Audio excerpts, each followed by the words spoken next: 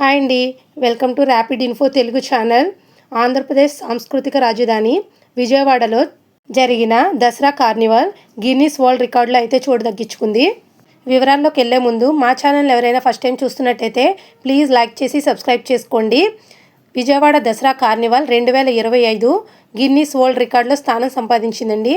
విజయదశమిని పురస్కరించుకుని జరిగిన ఈ ఉత్సవాల్లో అత్యధిక సంఖ్యలో డప్పు కళాకారులు ఒకే చోట ప్రదర్శన ఇవ్వడం ద్వారా ఈ చారిత్రక ఘనతను సాధించింది.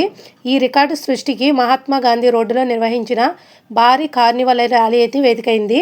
ఈ అద్భుతమైన ప్రదర్శనను పర్యవేక్షించిన గిన్నీస్ వరల్డ్ రికార్డు ప్రతినిధులు ఈ ఘనతను అధికారికంగా ధృవపరుస్తూ ముఖ్యమంత్రి చంద్రబాబు నాయుడు గారికి సర్టిఫికేట్ను అందజేశారు. ఇందిరాగాంధీ మున్సిపల్ స్టేడియం నుండి బెంజ్ సర్కిల్ వరకు అంగరంగ వైభవంగా సాగిన ఈ ర్యాలీలో సుమారు 3,000 మంది కళాకారులు పాల్గొన్నారు.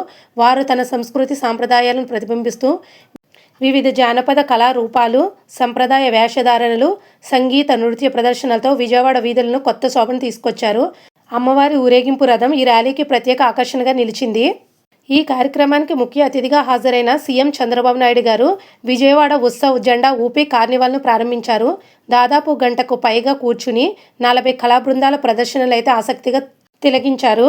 ఈ సందర్భంగా సీఎం మాట్లాడుతూ ఈ రికార్డు ఆంధ్రప్రదేశ్ సాంస్కృతిక గొప్పతనానికి, ప్రభుత్వ ఆశయాలకు నిదర్శనమైతే తెలియజేశారు. విజయవాడ ఎంపీ కేశినేని చిన్ని గారు మాట్లాడుతూ మైసూరు దసరా తరహాలో అమరావతికి మణిహారంగా ప్రతి సంవత్సరం ఈ ఉత్సవాలను మరింత ఘనంగా నిర్వహిస్తామని ప్రకటించారు. సాంస్కృతిక రాజధానిగా విజయవాడకు పూర్వవైభవం తీసుకురావడమే తమ లక్ష్యమని ఆయన స్పష్టం చేశారు. జ్వరం కారణంగా ఉప ముఖ్యమంత్రి ఈ కార్యక్రమానికి హాజరు కాలేకపోయారని కూడా తెలియజేశారండి. ఈ దసరా కార్నివాల్ ఆంధ్రప్రదేశ్ సాంస్కృతిక ఖ్యాతిని ప్రపంచానికి చాటిందని, ఇలాంటి ఉత్సవాలు మరెన్నో జరగాలని అయితే కోరుకున్నారు. మరిన్ని లేటెస్ట్ అప్డేట్స్ ఎప్పటికప్పుడు తెలుసుకోవడానికి మన ర్యాపిడ్ ఇన్ఫో తెలుగు ఛానల్ అయితే సబ్స్క్రైబ్ చేసుకుని please like, share and comment చేయండి. Thanks for watching.